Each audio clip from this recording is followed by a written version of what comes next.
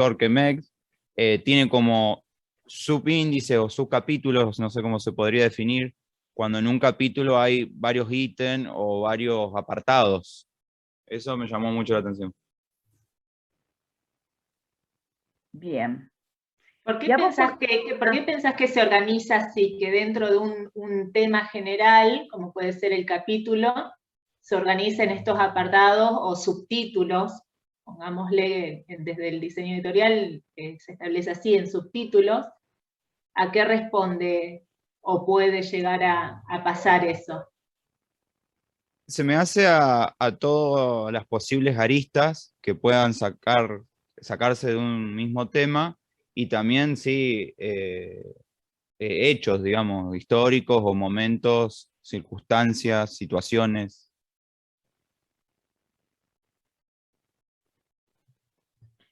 Piensen cuando vos decías hoy Emiliano, que te llamaba la atención que pasaba, ¿no? De la antigüedad rápido hacia un salto, un salto hacia el siglo de la tipografía y del libro. Precisamente porque esto tiene que ver, fíjese que tiene que ver con las periodizaciones, ¿no? Hoy lo que vimos justamente es eso, como cada uno periodiza, pero además el recorte que hace, ¿dónde pone el énfasis? ¿Dónde le parece a usted que pone el énfasis Satué y dónde pone el énfasis Mex? Nosotros cuando hicimos el trabajo como que identificamos que Satué tiene una aproximación mucho más contemporánea, digamos. Si bien tiene una introducción que arranca desde la antigüedad, es como que desde una parte más práctica arranca con la imprenta y con el desarrollo de la tipografía. En cambio, Megs es como que tiene, así como decíamos, un relato mucho más extenso y continuo en cuanto al tiempo, yendo También sí, etapa por etapa. si puedo opinar sobre eso, Satué habla más del diseño editorial porque es a lo que él se dedica también. O sea, es lo que él desarrolló durante su vida, entonces por eso le da más énfasis a eso. A la vez que también está referido, por ejemplo, por la portada del libro. Tiene mucho que ver. Esa es una cosa que me parece que está bien observado, pero otra cosa quería preguntarle yo al compañero, que como no se identifican, yo por ahí no sé quiénes son y no los veo porque estoy compartiendo pantalla, entonces los veo, no veo toda la galería, sino que veo apenitas. El tema es que también el caso de Satué decía, en la práctica, dijeron, ¿por qué en la práctica? En la práctica se dedica al comienzo de la tipografía y el libro. No entendí bien eso. ¿Por qué dice la práctica? Bueno, estaba hablando yo antes, por las dudas, Facundo. Facundo, dale. No, yo dije lo de la práctica por un hecho de que si consideramos el diseño gráfico como lo que es, como lo que fue en un principio, digamos, que se empieza con el desarrollo de imprenta, por así decirlo, sin contar las partes comunicativas que tratábamos antes de la antigüedad y de otras civilizaciones, es como que es una aproximación más práctica en cuanto a lo aplicable, de comenzar a ver tema tipográfico y influencias a partir de ese momento, sin tanto ver los antecedentes. Lo que yo disiento es que sea aplicable recién a partir de la tipografía, porque todo es comunicación visual. O sea, ese es el tema. ¿Dónde entiende Satué probablemente que comienza el diseño de la comunicación visual? Y en esto está donde cada historiador se para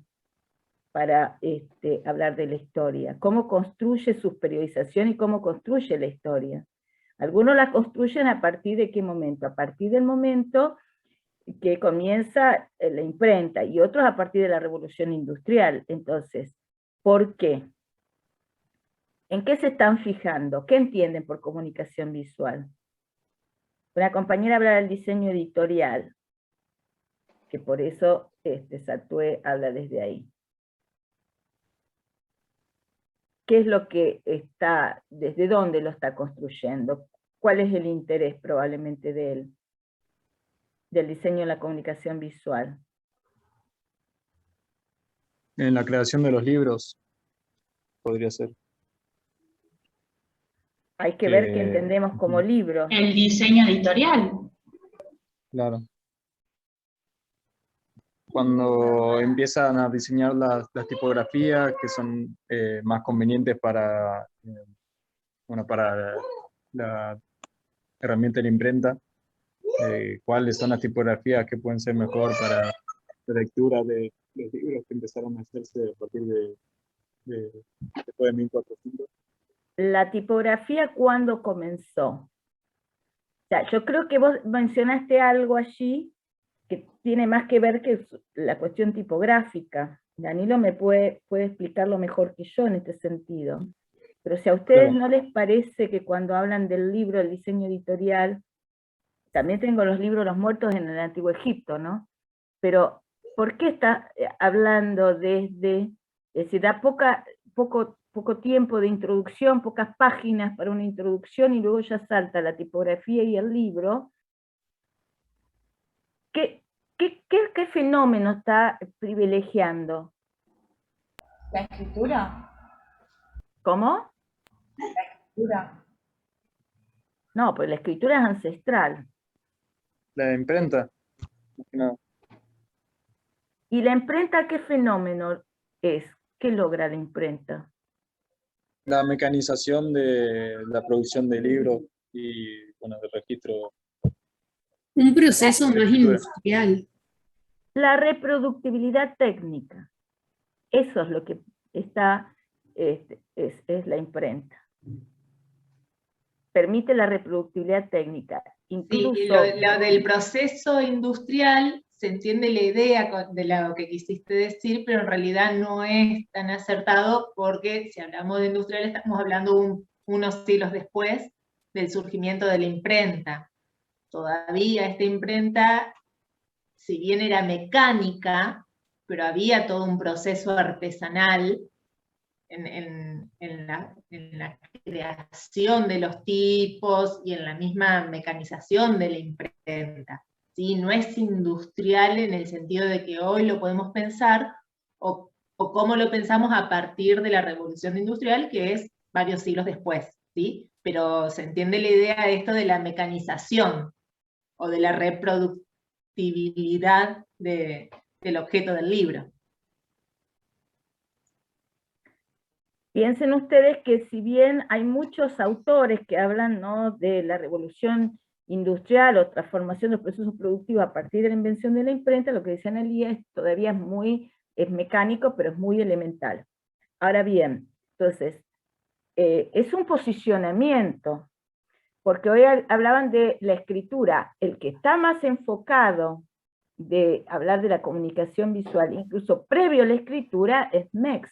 Mex va mucho más allá. Mex entiende que todo signo, símbolo, producido por el hombre, ya es comunicación visual. Si bien su libro, el título, habla de historia del diseño gráfico, creo que él se enfoca más en la idea de una comunicación visual. Danilo, corregime si no es así, y me gustaría que aclares bien lo del tema del inicio de la tipografía, ¿no? Porque a veces se confunde tipografía con imprenta, creo que hay una diferencia. Sí, indudablemente la postura pasa por esta división que nosotros vemos y ustedes han visualizado de alguna manera con los índices de estos dos autores, porque básicamente es eso, más allá de que nosotros, yo en particular, obviamente que también coincido con esta postura de Mex, me parece que desconocer o tener esta vista tan abuelo de pájaro de toda la enorme producción de diseño que hay antes de la revolución de Gutenberg es una omisión que en realidad demuestra eso, una postura tomada respecto de valorización de qué es lo que pasa con el diseño en este sentido más comercial que ustedes asocian con esto de procesos industriales y demás en cuanto a tener la posibilidad de reproducir y hacer una manufactura de las piezas de diseño en esa escala y con un perfil netamente ligado más a nuestros tiempos, que es la postura de Satué, respetable, pero bueno, uno puede no coincidir lógicamente. Hay muchísimo antes de diseño sumamente valioso que nosotros vamos a recorrer a lo largo de la historia, y lógicamente que es como un pecado para cualquier diseñador desconocerlo, más allá de que coincidan, adhieran, una cuestión de preferencia, de gustos, pero lo que no podemos es negarlo, la existencia de todo ese recorrido que es netamente formativo, nada de la revolución de Gutenberg o todo lo que se explota con la revolución industrial, podríamos pensarlo sin estos antecedentes que son como va haciendo esta cronología MEX, en realidad que siempre capitalizando qué es lo que se va construyendo, qué es lo que va produciendo el hombre en este recorrido.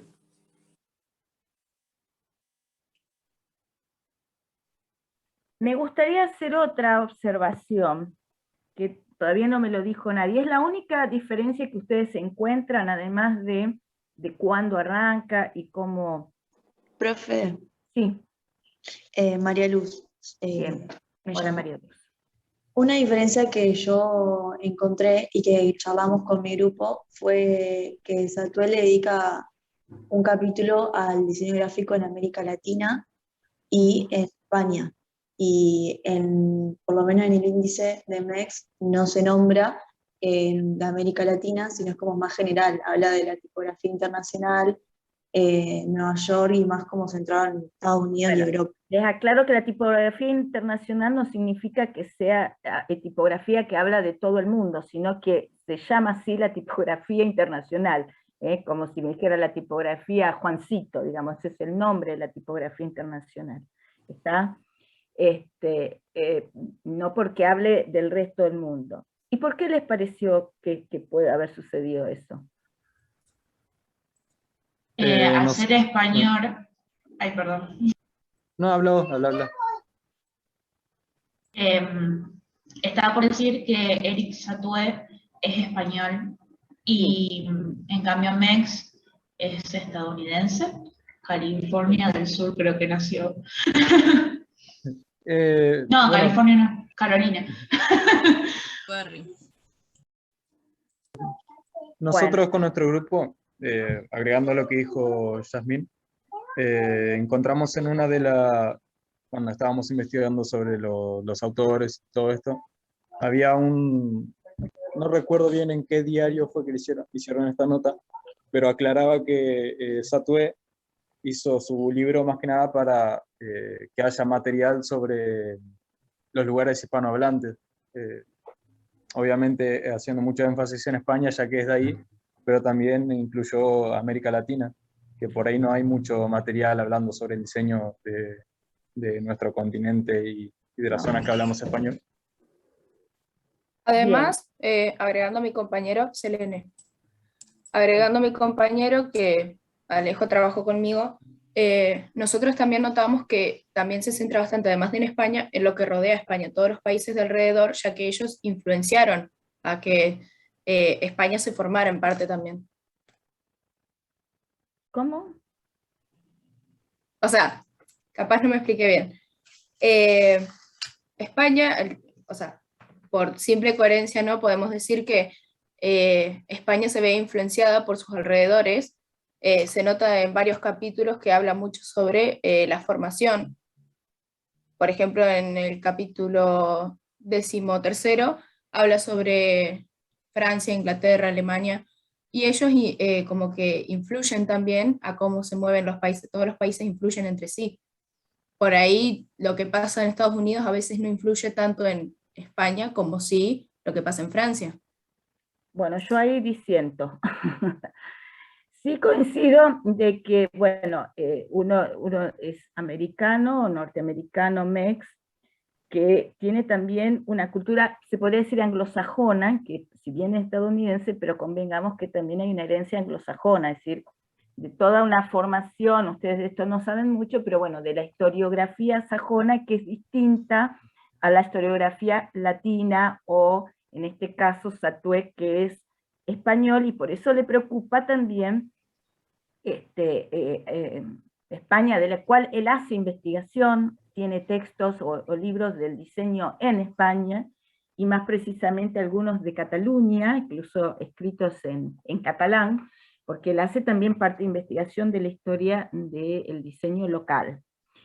Y de la influencia de Latinoamérica, porque lógicamente encuentra una relación entre España y Latinoamérica. Lo que yo no estoy tan de acuerdo es que la influencia del diseño francés o alemán en España. Creo que no pasa por ahí. Hay otras Por ahí, cuestiones. sí. Por ahí no es que, capaz que nos expresamos mal, pero por ahí más que nada lo que queríamos hablar de eso, no es que el diseño específicamente francés influencia al español o el alemán, sino como que como en Europa hay muchas conexiones entre los países, más que nada, digamos, por las vías férreas o lo que sea. Por cercanía, porque Europa claro, la por cruzás cercanía. en un día. Pueden haber muchas corrientes o diseñadores gráficos que hayan estado posiblemente en alguna escuela en Alemania, más que nada que en Alemania estaban, fue muy influyente con el tema del diseño, más que nada por la Bauhaus, y pudo haber traído ideas o conceptos que tal vez en España no habían, entonces se introducen y a partir de esos conocimientos, de esta comunicación permanente, intercambio, puede ser que haya formado o inspirado tal vez a diseñadores españoles o diferentes cosas. Es como una asociación libre lo que están interpretando, que no está mal que se haga, ¿sí? No está mal proponerlo, no está mal que lo piensen, porque está buenísimo cuando salen esas derivas que empiezan a hacer. Lo bueno está que eso que se va pensando lo puedan ir como certificando o verificando de algún modo, si es así lo que estoy pensando o no, ¿sí? Siempre está bueno el pensar y el desarrollar algo que yo creo que puede ser. Entonces, cuando lo digo, cuando lo comento, cuando lo expongo a alguien, puedo tener más certeza sobre eso. No está ni bien ni mal que lo planteen, y está muy bueno que haya surgido una discusión en el grupo, que se estableciera este tipo de relaciones, pero me parece que a lo mejor está bueno que vayan un poco más allá cuando se piensa eso y ver en qué momentos se pueden haber dado ciertas relaciones que hayan influido, en qué momentos no, porque si estamos hablando en este siglo, digamos, en este momento donde se escriben estos textos, esa relación que están planteando no es tan así, esa influencia. Sí, en otros momentos, cuando había conquistas, cuando había más... y de hecho España iba a la delantera, o sea que habrá sido al revés. Porque España va a la delantera, o sea que... En diseño siempre está fue como la meca del diseño en algún momento. Entonces me parece recontra interesante que surja, que se piense, pero también que se haga el estudio sobre eso. No tienen ustedes por qué saberlo hoy, ustedes todavía no entraron en el estudio de la historia en sí, y tal vez el año que viene, cuando estén cursando Historia 1, se empiecen ustedes mismos a responder este tipo de relaciones que hacen, que las están interpretando desde algo que ustedes creen ahora por un contexto en el que ustedes se están manejando. Pero me parece bueno que salga, pero sí hay cosas que no son tan así, que no es ni siquiera que podemos estar de acuerdo o no, sino que no se dieron de ese modo. Pero buenísimo que surja. ¿Qué otra cosa más ven ustedes si comparan los dos? ¿Qué otra cosa? Sí. No, que en la parte 5 de Philip Meggs, como que se amplía mucho el tema de la era de la información, hablando sobre la revolución digital, más que nada en el último capítulo. Nosotros creemos que eso puede ser más que nada algo que haya surgido en esta cuarta edición de 2005, creo que fue lanzada. Entonces, a la vez, la diferencia de años creo que entre la primera edición y esta es alrededor de 30 años. Y en esos 30 años de búsqueda, ¿cómo se me fue la palabra en este momento? De investigación, se pudieron ampliar conceptos como más que el tema de la revolución digital. Sí, porque de hecho los primeros textos, como en 1983, esto no sucedía. Pensemos que la digitalización aparece fines de los 80, principios de los 90, o sea que si bien las computadoras como tal existían, pero no era del uso que tenemos hoy, digamos, estaba solamente librada a un tipo de trabajos, en un área de las ciencias, no estaba en la comunicación, no estaba tampoco en la industria editorial, no estaba en el diseño, comunicación, o sea, el diseño gráfico, no había aplicación, digamos, directa todavía se ilustraba a mano, en fin, había otras formas de ilustración, pero que no era la digitalización. Entonces, toda esta de la revolución digital, sí. Pero hay otra cosa que a mí me interesa, que tiene que ver también, que no es específico de un capítulo, sino en general, que no sé si alguno de ustedes lo habrá podido apreciar o ver. ¿Qué otras cosas se escribieron? ¿Qué otras cosas diferentes a los que han dicho los compañeros de otro grupo? Y yo puse que yo, con mi grupo, digamos, Facundo, Dale, Facundo. como que interpretamos que en el libro de Meggs se relaciona mucho con las corrientes artísticas y los momentos históricos en específico, más que de una ubicación geográfica como puede ser en el de Satué, que te especifica de Suiza, Italia, Polonia, Francia, Inglaterra, Alemania y así. Por ejemplo, donde dice el diseño gráfico renacentista, o después el diseño gráfico y la revolución industrial, como que te vas siguiendo a través de los distintos momentos históricos. ¿Quién? Meggs. Meggs. Ajá, entonces, cuando estás hablando, lo que acabas de decir, de lo que recién presentamos, ¿estás haciendo un estudio diacrónico o sincrónico?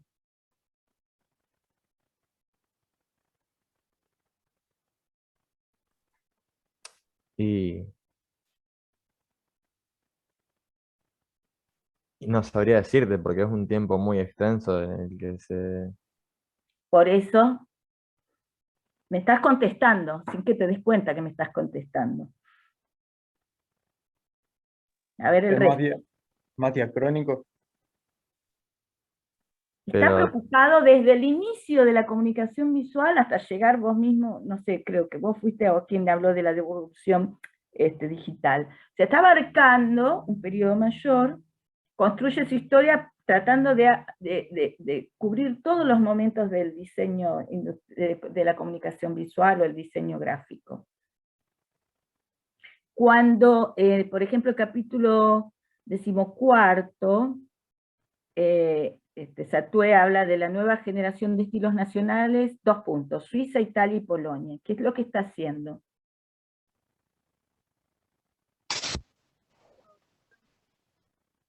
Para que apliquemos lo que acabamos de ver hace un ratito, ¿no? ¿Está definiendo el espacio histórico? ¿Está analizando el mismo momento histórico en distintos lugares o no? ¿Cómo se llama eso? Un análisis sincrónico. Un estudio sincrónico. Está viendo cómo un mismo fenómeno está afectando simultáneamente a los distintos países y cada uno las respuestas. Y si hablamos de ese punto, y si hablamos, fíjense en el 11º, estoy leyendo así, la nueva correlación de fuerza tras los 2 exilios europeos a Estados Unidos.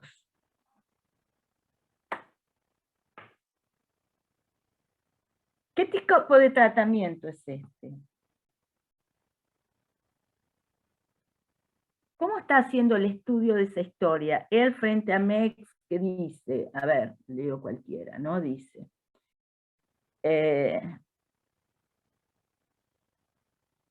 Vamos a la parte cuarta, el movimiento moderno de Estados Unidos, el diseño gráfico en la primera mitad del siglo XX, la influencia del arte moderno, el modernismo pictórico, el nuevo lenguaje de la forma, las Bauhaus y la nueva tipografía, el movimiento moderno en Estados Unidos. Frente a este otro que habíamos leído recién,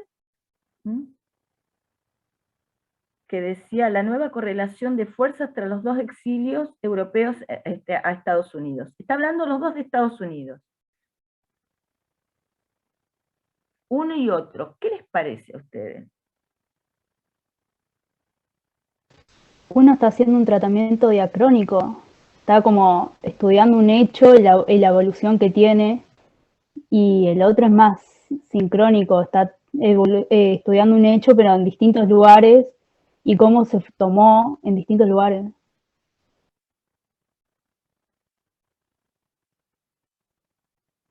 Estamos hablando más o menos temporalmente, en ambos capítulos son estudios sincrónicos, porque más o menos está trabajando sobre una contemporaneidad.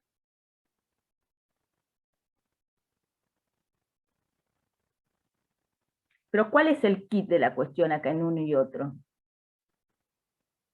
No tienen por qué saberlo, pero estamos pensando en voz alta, ¿no? Estamos como trabajando en grupo.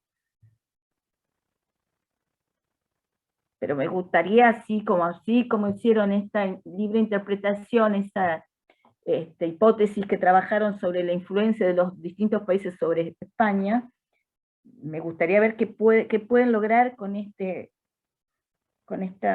relación. Fue azaroso, pero justo a mí me tira la idea del enfoque de uno y otro, ¿no? ¿Qué les parece a ustedes? ¿Me puedes repetir cuál de los dos, cuál estás Yo leí comparando? en la parte cuarta de MEX y el capítulo 11º de Satué, que dice página 250, esperen que 253. Acá, ¿lo ven? Esta. Sí, ahí está. Puede ser en otro momento del libro, pero justo apareció esos dos capítulos y me interesaba si tienen alguna otra idea. Ya les digo, no tienen por qué saberlo y esto no es una evaluación, simplemente estamos pensando en voz alta, pero pensando, que ya es importante, ¿no? Tratando de construir, de ver cómo se construye la historia, dónde se para cada uno de ellos. Las cosas que han venido diciendo, las explicaciones que fueron dando son correctas. Y capaz que Satué hace como que especifica mucho del momento histórico del que trata, del acontecimiento, en vez de enfocarse en las consecuencias, por así decirlo. No sé si me explico. No entiendo demasiado hacia dónde vas. Perdón, a lo mejor soy yo que no... Profe, ¿puede tener que ver con la extensión de lo que habla cada uno? Quizás justamente por el lugar de donde provienen. MEX, o sea, se extiende más con el tema de Estados Unidos, al contrario de Satué, que solamente le dedica un capítulo. Bueno, el tema de las extensiones tiene que ver, porque tiene que ver con la profundidad que le dedica a cada tema. Si vos le dedicás un capítulo a un tema, 25 páginas, y otro a uno, ¿qué significa? Que a ese que le dedicaste 25 páginas se supone que para vos tiene más importancia que el que le dedicaste uno. Sí, ese es otro estudio que uno puede hacer, ¿no? La cantidad de páginas que uno le dedica a un tema o a otro. Pero esto que yo pregunté no tiene que ver con eso. Si bien lo que acabas de decir también es parte del estudio, del análisis, que el otro día yo se los comentaba, ¿no? Bueno, ¿cuántas páginas? Que también era algo de lo que uno podía haber hablado cuando hacían el estudio. ¿Cuántas páginas dedica cada tema? Ahora, volviendo al tema de el capítulo 11º, dice, una nueva correlación de fuerzas tras los dos exilios europeos a Estados Unidos. Y en el otro dice, la influencia del arte moderno, el modernismo pictórico, el nuevo lenguaje de la forma, Bauhaus y la nueva tipografía, y el movimiento moderno en Estados Unidos. Para mí es clarísimo. Puede ser que el de Satoe esté como tratando un tema muy específico, porque no me remite mucho a nada, porque, o sea, no lo leí y mucho no entiendo, pero me suena a que especificó mucho más el tiempo o el suceso, y el otro fue como, si bien trata una misma... Perdón, ¿quién está hablando? Herrera Lucas. Lucas. A ver, sí, perdón que te interrumpí, pero quiero encontrarte y no te encuentro. Pues no estás con habilitada la cámara, ¿no? Sí, sí. Ay, no te encuentro. Bueno, a ver, voy a poner vista del hablante, a ver si puedo. No, no puedo. Bueno, dale. Ajá, seguí, perdón.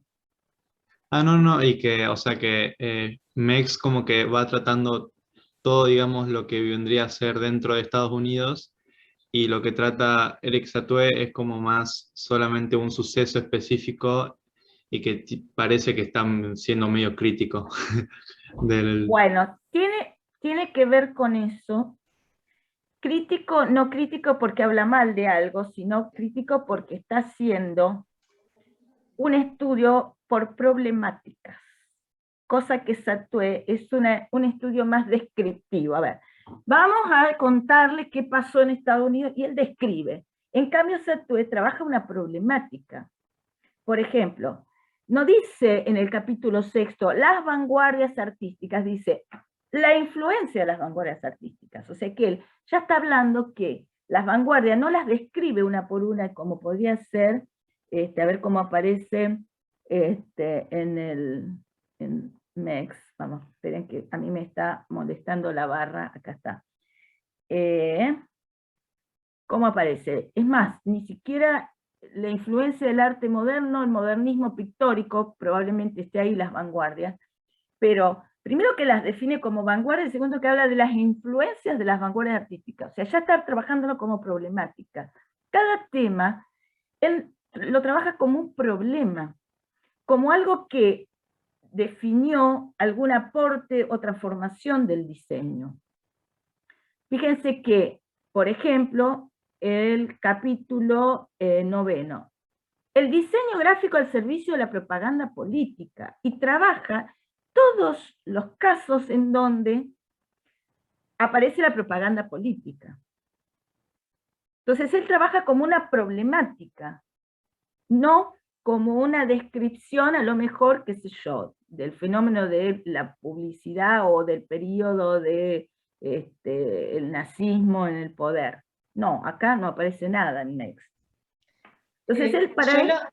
Sí. No, perdón, que te interrumpí. No, porque a mí me resulta interesante lo que dijo Lucas, en el sentido de que pudiste ver, o pudieron ver con el grupo, que en un caso plantea como un fenómeno, como un acontecimiento, como un solo hecho, ¿sí? Si bien dice los dos éxodos o los dos exilios que dice, pero es como una sola forma de plantear algo. Y en el otro caso hace una descripción, en MEX hace una descripción como distintos momentos o distintas situaciones. Y eso tiene que ver en la clase de hoy, cuando se hablaba de la periodización, cuando Claudia dijo, por un lado, como una línea de tiempo, de momentos, de acontecimientos, y otra cosa es contar el proceso, qué pasa entre fecha y fecha. Y acá se puede hacer tal vez ese tipo de lectura, que en el índice de MEX hay más como situaciones más concretas, más establecidas, más definidas, como dice Claudia, más descriptivo es lo del suceso, lo del acontecimiento, y esa diferencia se puede estar estableciendo entre los dos. Pero cuando vos hablaste de acontecimiento, me sonó a eso, ¿no? Al pensarlo como el proceso. Rescato de Lucas que no lo pudo expresar como problemática, pero sí entendió que había algo, ¿no?, que estaba construyéndose, que no era un relato simplemente de un momento, sino que él también lo problematiza, ¿no? ¿Se entiende lo que digo? Sí, lo que está hablando Satué, cuando dice una nueva correlación de las fuerzas tras 2 exilios europeos a Estados Unidos, está hablando que todos los cambios, las transformaciones que se dieron en el mundo, en Estados Unidos, luego en los años 30 en adelante, en donde Estados Unidos va a pasar después de la posguerra, de la segunda posguerra, a la vanguardia, digamos, a la vanguardia del diseño en todo su conjunto, por varios motivos. Una, porque Estados Unidos se convierte en una potencia mundial, pero también porque Estados Unidos tuvo la inteligencia, la suficiente inteligencia de albergar todos aquellos que se exiliaban, y hubo 2 momentos de exilio muy fuertes. Uno, con el advenimiento del el nacionalsocialismo al poder, o sea, el nazismo, donde muchos, por cuestiones políticas o simplemente por ser judíos, se tienen que trasladar, huir, y Estados Unidos le abrió las puertas a muchos exiliados alemanes, ¿no? Desde Einstein hasta, artistas y diseñadores del propio exdirector de la Bauhaus, Walter Gropius, a Mies van der Rohe también, exdirector de la Bauhaus, a muchos artistas, a Omar Chagall, que era ruso-judío y también terminó en Estados Unidos.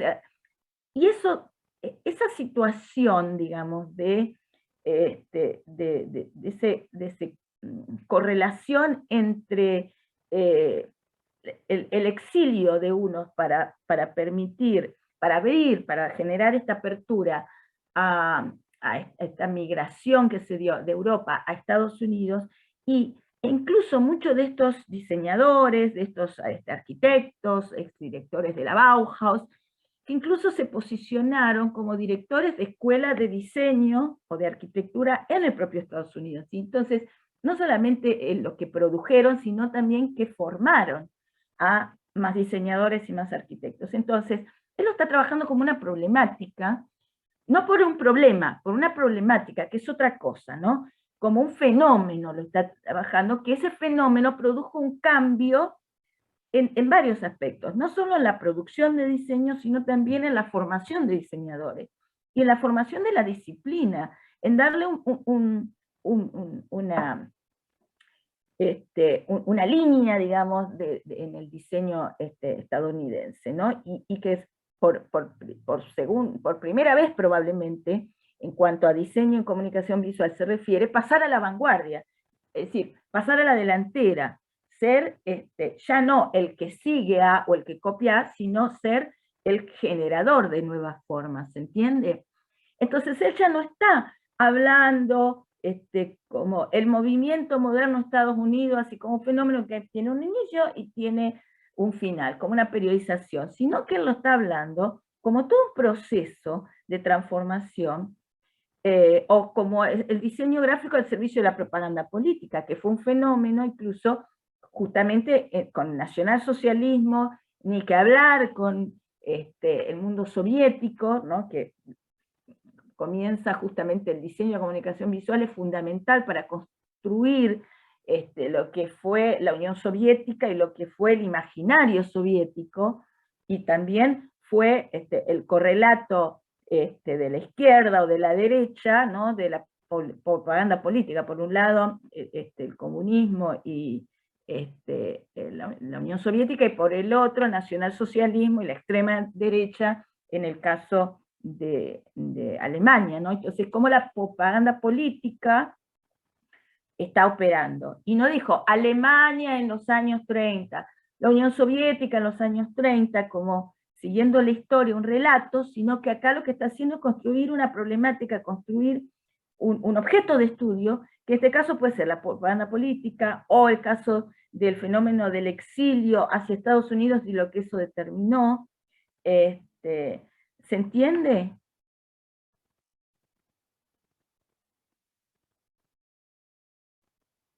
¿Se entiende lo que estoy diciendo? Porque a lo mejor es muy... Sí. Es un concepto muy abstracto, lo que estoy diciendo es muy abstracto, pero que justamente hace a cómo asume el fenómeno y el por qué nosotros usamos ambos textos. Porque con MEX lo que tenemos, ¿no?, es esa linealidad que me permite reconstruir una historia del diseño desde el inicio de los tiempos hasta la contemporaneidad, pero Satué entra en determinados momentos que hace un análisis sincrónico ahí, ¿no? Dice, bueno, a ver, ¿qué está pasando con la propaganda política? Entonces, el problema es la propaganda política, o el objeto de estudio de la propaganda política. Lo que va a hacer analizar, ¿no?, cómo se da y en los distintos países. Estados Unidos también está analizado, ¿no? Más someramente, más profundidad, dónde se posicionaba cada uno y hacia dónde se dirigía. Pero lo importante de esto de poner en comparación y en relación uno con otro, tiene que ver con esto, con brindarles a ustedes distintas formas de construcción de la historia. Aquel que la problematiza, que la complejiza, que hace un estudio crítico, y eso me gustó cuando vos hablaste de la crítica, Lucas, ¿no? Que vos a lo mejor, no sé si entendés perfectamente lo que estás diciendo, pero es muy interesante. No, si yo lo denoté, digamos, del índice. Claro, o sea, esta idea de la crítica significa posicionarse desde un lugar y decir, bueno, a ver, ¿qué está pasando con la publicidad? ¿Qué está pasando con el éxodo? Ese éxodo o exilio, digamos, desde de Europa, y sobre todo, porque no solamente fue Alemania, sino que todos los países ocupados, todos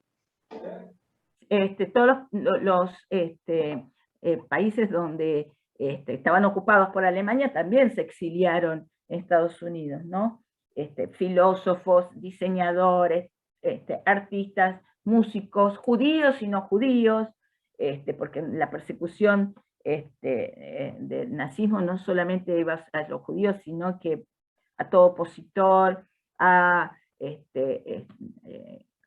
si era, no sé, también se lo agarró con los gitanos, se lo agarró con muchos cristianos que podían estar protegiendo con algunos intelectuales, o sea, se la agarró perseguía a muchos, entonces opositores, aquellos que pensaban distinto, etcétera, etcétera. Entonces, él problematiza eso, y es muy interesante ese posicionamiento. Entonces, y ustedes me dirán, pero ¿cuál es mejor?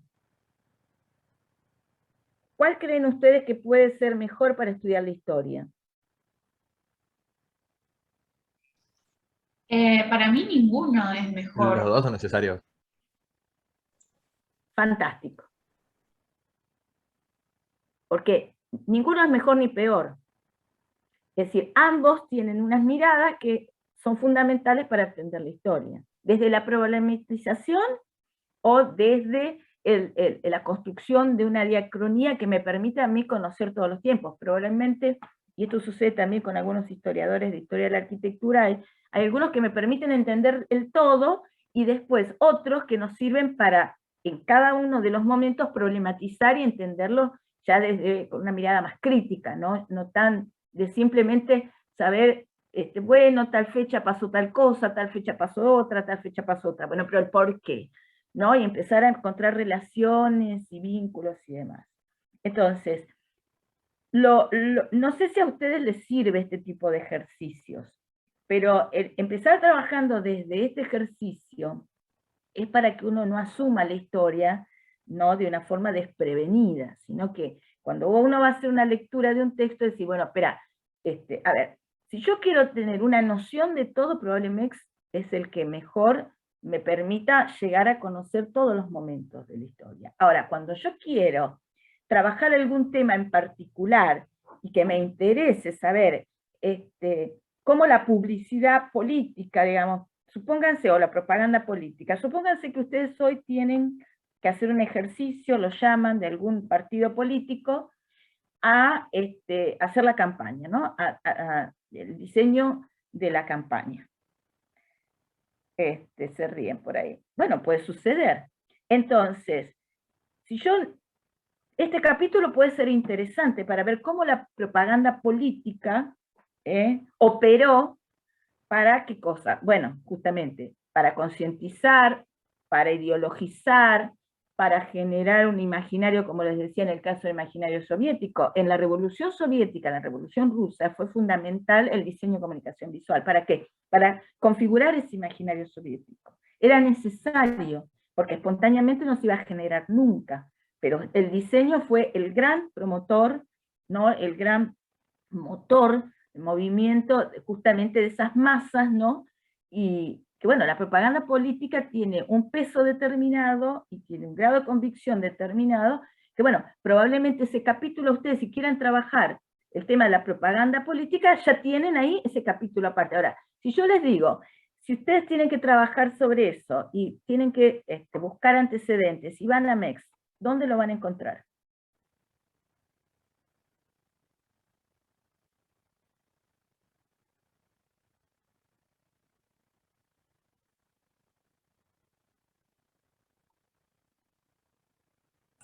El capítulo 9. ¿De quién están hablando? Ese es el de Satué que estoy hablando yo. Pero si yo tengo que ir a MEX, ¿dónde encuentro algún momento que yo pueda hablar de propaganda política? Porque estamos en el caso que ustedes fueron convocados para hacer un diseño, intervenir en la campaña de las próximas elecciones. Entonces el capítulo 9 de Satué les sirve para analizar, estudiar otros casos sobre la propaganda política. En el caso de MEX. Y quizás en la parte cuarta es donde más se podría encontrar, por el tema del modernismo y las vanguardias. Podría ser, pero solamente. ¿Y la identidad corporativa y los sistemas visuales, profe, también puede ser en la parte 5? Sí, comparto con eso, me parece que es ahí. Pero entonces, ¿cuál sería la respuesta? Que no la vamos a encontrar en un capítulo determinado, sino a lo largo de todo el texto. Y hay que leerlos y hay que armar uno mismo, ¿no? Esa mirada crítica y decir, bueno, a ver, en tal momento cómo se operó, en tal momento cómo se operó. Entonces, se entiende ahora cómo es la diferencia entre cómo Satué construye la historia por problemáticas, por temáticas. Fíjense, ustedes porque no saben del tema, pero si leemos en Satué el capítulo 5 que dice, del Arts and Crafts al Verbum Institute, 20 años de estilo homogéneo.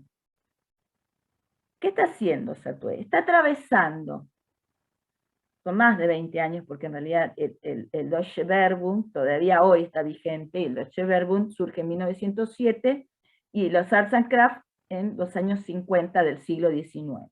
Bien. ¿Pero qué está haciendo acá? Atravesando un tema que él vincula, ¿no? Tanto un movimiento en Gran Bretaña como un movimiento en Alemania, un tiempo después, y el vínculo que los une. Y el vínculo que los une tiene que ver con su posicionamiento, con el diseño, a partir de la Revolución Industrial, por ejemplo. Entonces, todos los capítulos de Satué, independientemente de la cantidad de páginas que les lleve desarrollarlos, y esto volviendo al tema de la cantidad de páginas, y que sí, está hablando, ¿no?, de una importancia de un tema dentro de la construcción de la historia que ellos hacen. Pero como ellos, él va trabajando, todas son problemáticas, y donde, cómo él entiende que esos problemas van a influir en la historia del diseño en general. Y tiene poco que ver con lo que hoy decían de la influencia de España por estar cerca, que se podía mover en tren. Sí, esas circunstancias son ciertas, que uno en Europa se mueve, recorre toda Europa en 2 días. La puede atravesar, sea por tren, sea por manejando un automóvil, si no para en 2 días se la puede recorrer, atravesar por lo menos. No recorrer entera, por supuesto, imposible, pero sí, porque es un territorio bastante estrecho. Pero no tiene que ver con eso, tiene que ver que Satué va trabajando por problemáticas, independientemente si le afectan o no a España. No tiene que ver con eso, tiene que ver cómo él entiende que el diseño fue siendo fundamental en determinados momentos, el diseño de comunicación visual en determinados momentos y en determinados lugares, y que incluso el mismo problema puede pasar de Gran Bretaña a Alemania, en el caso del capítulo 5, o pasar en el caso del 11º que hablábamos de la correlación de lo que, el traslado, digamos, de esas fuerzas de transformación del diseño europeos que llegan a Estados Unidos, y Estados Unidos cómo a partir de allí se posiciona con el diseño, con una mirada y con una posición, digamos, de apertura, incluso hasta que estos extranjeros dirijan sus propios institutos de enseñanza del diseño, ¿no? Que no, a veces no es tan generosa esa apertura en otros territorios. Por supuesto que después Estados Unidos dice el germano-americano, porque después le dan la ciudadanía como para hacer los propios, ¿no? Nada es desinteresado así por altruismo, sino que también hay un interés de todo tipo. Bueno, vengan y fórmenos a nosotros que nos beneficiamos, pero bueno, hay un costo-beneficio, y que es abrir los brazos a todo aquel que venga de afuera y que pueda desarrollar su actividad profesional, de docencia, etcétera, etcétera. ¿Se entiende esto a lo que vamos?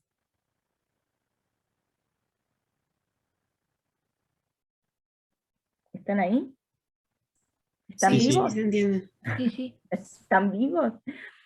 Parezco Susana Jiménez preguntándose a los dinosaurios, pero es decir, quizás va mucho más allá de lo que ustedes a simple vista puedan comprender. Por eso les decía, no es necesario que ustedes lo hayan entendido exactamente, pero sí que por lo menos existe algún tipo de sospecha sobre eso. Y es importante entenderlo, ¿no? Desde ese lugar. Por eso es que de algunas cosas que ustedes dijeron, que no estaban mal, pero no estaban suficientemente correctas, o que sí tienen que ver, pero que faltaba esta comprensión, que lógicamente no es fácil para un alumno de primer año poner todo en comparación. Justamente era un ejercicio para que empecemos a pensarlo, ¿no?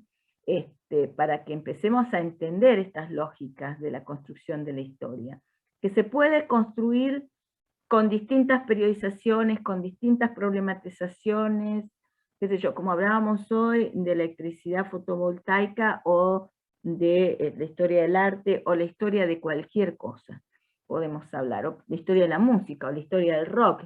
Cada uno va a empezar y va a tener una periodización distinta, y va a tener un modo de comprensión distinto, y un modo de construcción también distinto. La puedo construir de distintos lugares.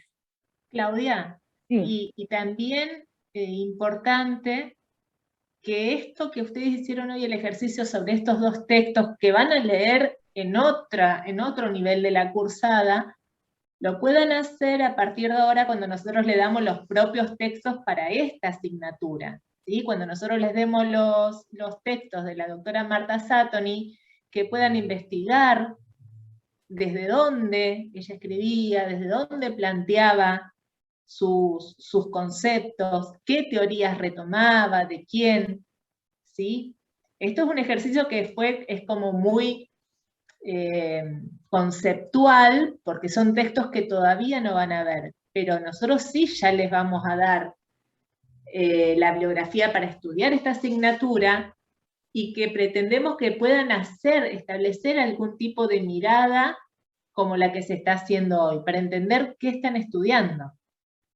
Porque además son textos que también vamos a retomar en otros años. Entonces, hacer este ejercicio luego con estos otros que sí van a tener que leer, que es la lectura obligatoria para esta materia. Y me parece que ya se tienen que ir a matemática y a taller, ¿no? A matemáticas, creo, pero es virtual, ¿no? Sí, profe, es virtual. Es virtual. Bueno, entonces, quedan 5 o 10 minutos. ¿Alguna consulta sobre esto? ¿Les sirvió puesta en común para despegarse un poquito de lo que o no les sirvió, es dar lo mismo, porque lo que habían hecho ustedes les cerraba? A ver, me interesa. Yo creo que sí que enriqueció. Sí, a mí también, la verdad, porque es como la opinión de los demás compañeros, demás, que como te da otra visión, y a la hora de encarar un texto o un libro distinto, ya vamos a tener un poco más de herramientas. La verdad que a mí sí, a mí me gustó, me sirvió bastante. Sí, tengas o no herramientas, por lo menos te genera una duda, es decir, a ver, no la duda de no saber, sino genera, a ver qué pasa acá, ¿dónde está parado este señor para decirme las cosas que voy a leer? ¿Desde qué lugar? Porque es como cuando viene algún político, supónganse, a convencerlo. Lo importante es saber de dónde viene, si bueno, ¿este qué me quiere decir? ¿Desde dónde me quiere enganchar? ¿De qué discurso me quiere dar? Lo mismo Lo pasa que decíamos hoy de las teorías. Claro, las teorías de las también. teorías, o sea, a dónde se sitúa y dónde nos situamos nosotros como cátedra para darle los libros que les damos también. Porque nosotros también estamos haciendo una elección y tomando una postura al darle determinada bibliografía y no otra. Entonces, y a darle estas dos bibliografías que, como decíamos, ¿cuál es mejor y cuál es peor? Ninguno es mejor, ninguno es peor. Cada uno asume desde distintos lados y construye la historia desde distintos lugares. Entonces, eso es lo importante. Y la importancia que tiene para nosotros, nos parece, ¿no?, darles a ustedes la oportunidad de acceder a estos textos y que ustedes tomen las decisiones, que ustedes sean los que realmente decidan, bueno, a ver, Satué, lo que me interesa Satué es esto, lo que me interesa de Mex es lo otro, bueno, Mex no me interesa, o Satué no me interesa, yo en realidad me parece que Mex, o sea, esos posicionamientos, y que incluso, bueno, en este momento de la virtualidad se hace más difícil por el tipo de evaluaciones que nosotros tenemos que recurrir justamente por lo multitudinario que son nuestros grupos y por la imposibilidad de tomar exámenes individuales, pero incluso sirven, si ustedes tienen que rendir un examen alguna vez o presentar algún trabajo y expresar su opinión, siempre es bueno respaldarse en una teoría, digamos, bueno, porque según Satué, supónganse, hablamos de la propaganda política, y según Satué, la propaganda política,